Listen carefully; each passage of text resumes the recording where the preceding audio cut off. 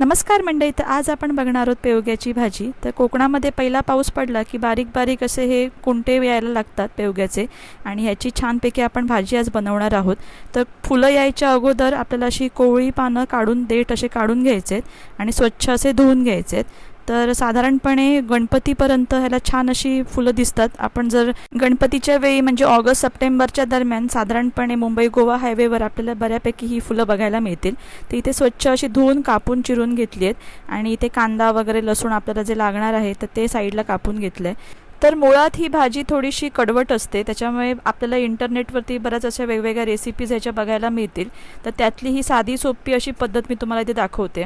तर ह्याचा जर थोडासा जो कडवटपणा कमी करण्यासाठी आपण त्याला पूर्णपणे मॅरिनेशन करून घ्यायचं. जसं आपण पनीरला किंवा मशरूम किंवा चिकन नॉनव्हेजला आपण मॅरिनेट करतो, अगदी त्याच पद्धतीने.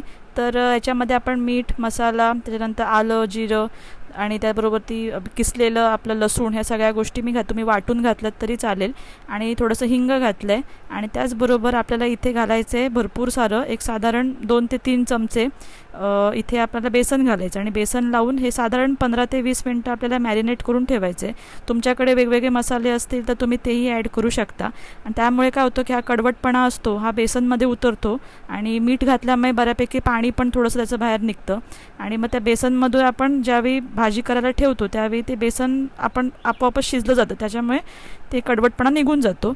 आणि त्याचबरोबर ही भाजीची जी चव आहे ती थोडीशी आपल्याला जी आपली कांद्याची पात आहे तर त्या कांद्याच्या पातीसारखी लागते. बरीच जणं काय करतात, ही भाजी उकडून घेतात आणि ते पाणी ओततात आणि मग डायरेक्ट फोडणी देऊन भाजी बनवतात, पण त्यामुळे थोडीशी ती बुळबुळीत लागण्याची शक्यता आहे.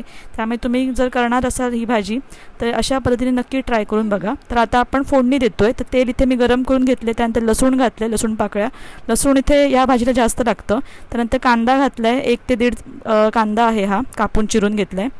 तर आता ही मॅरिनेट करून ठेवलेली जी भाजी आहे त्याला 15 ते 20 मिनटं झालेली आहेत आणि आता आपल्याला फोडणीमध्ये ॲड करून घ्यायची आहेत. तर व्यवस्थित ॲड करून घ्यायची आणि व्यवस्थित ढवळूनही घ्यायचं. खालचा कांदा नाही तर करपून जाईल. तर पूर्णपणे ढवळून झालं त्याच्यात ती आपल्याला वरून ती झाकण ठेवून एक वाफ काढून घ्यायची आहे. पाणी ॲड करायचं नाही, वरतीच आपण झाकणावर पाणी ठेवू शकतो आणि व्यवस्थित त्याला शिजू द्यायची. 10 मिनटामध्ये आपली भाजी रेडी. तर नक्की ही रानभाजी ट्राय करा आणि जास्तीत जास्त शेअर